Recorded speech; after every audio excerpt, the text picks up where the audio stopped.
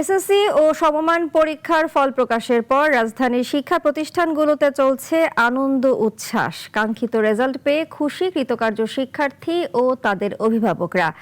আবার প্রত্যাশা অনুযায়ী ফল না মেলায় কারো কারো চোখ ভিজেছে হতাশায়। বিশেষ করে মানবিক বিভাগের ফলাফল নিয়ে তৈরি হয়েছে উদ্বেগ। প্রতি ১০০ জনে প্রায় ৫১ জনই অকৃতকার্য। মুনিয়া জুথির প্রতিবেদনে বিস্তারিত।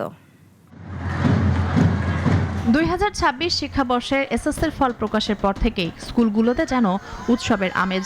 কাঙ্ক্ষিত ফল পেয়ে শিক্ষার্থীদের উচ্ছ্বাস, স্বস্তি অভিভাবকদের। কৃতকার্য শিক্ষার্থীরা বলছে, দীর্ঘদিনের পরিশ্রমের ফল পেয়ে তারা আনন্দিত।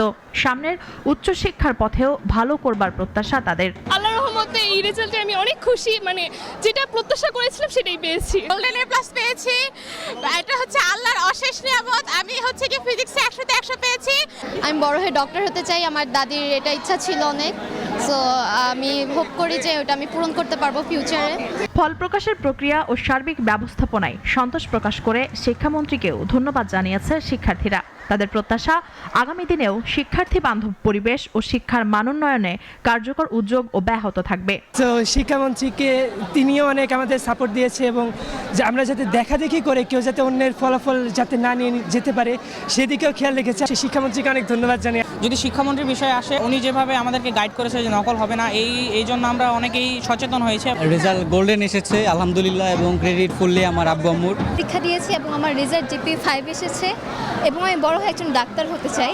আবার ফলাফলে প্রত্যাশা পূরণ না হওয়ায় অনেকের চোখে হতাশাও। সার্বিক হিসেবে এবারের এসএসসি ও সমমানে পাশের হার ৬২.25%। জিপিএ 5 পেয়েছে ১,১৬,৬৭৬ জন। বোর্ড ভেদে ফলাফলেও রয়েছে বড় পার্থক্য। সবচেয়ে বেশি পাশের হার ঢাকা বোর্ডে ৭১.৬৬%। সবচেয়ে কম ময়মনসিংহ বোর্ডে ৫৭.৩৯%। এছাড়া মাদ্রাসা শিক্ষা বোর্ডে পাশের হার ৫৫.৪৯%।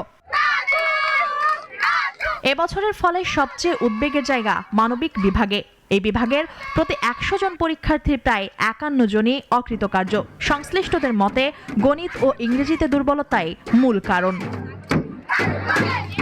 শিক্ষা প্রতিষ্ঠানগুলোর প্রধানদের মতে এবারের ফলাফল কেবল পরীক্ষার নম্বর নয়, শিক্ষার্থীদের প্রকৃত প্রস্তুতিরও প্রতিফলন। নিয়মিত পড়াশোনা আর মৌলিক বিষয়ে দুর্বলতার প্রভাব পড়েছে ফলাফলে। ওভারঅল হচ্ছে মানবিকের রেজাল্টটা অন্য বছরের অন্য বিভাগের তুলনায় কিছুটা খারাপ হয়েছে।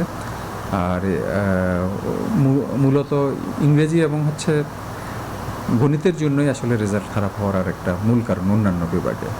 তো আমি আশা করব যে ভবিষ্যতে শিক্ষার্থীরা এবং শিক্ষকগণ এই বিষয়গুলোর উপর আরও জোর দেবেন এবং যাতে শিক্ষার্থীরা আরও ভালো করতে পারে। এবছর মাধ্যমিক পরীক্ষায় অংশ নিতে ১৮,৫৭,০০০-এর বেশি শিক্ষার্থী ফর্ম পূরণ করেছিল। এর মধ্যে ৯টি সাধারণ শিক্ষা বোর্ডের অধীনে এসএসসি পরীক্ষায় অংশ নেয় ১৪,১৮,৩৯৮ শিক্ষার্থী। মুনিয়া জুথি, নাগরিক, ঢাকা।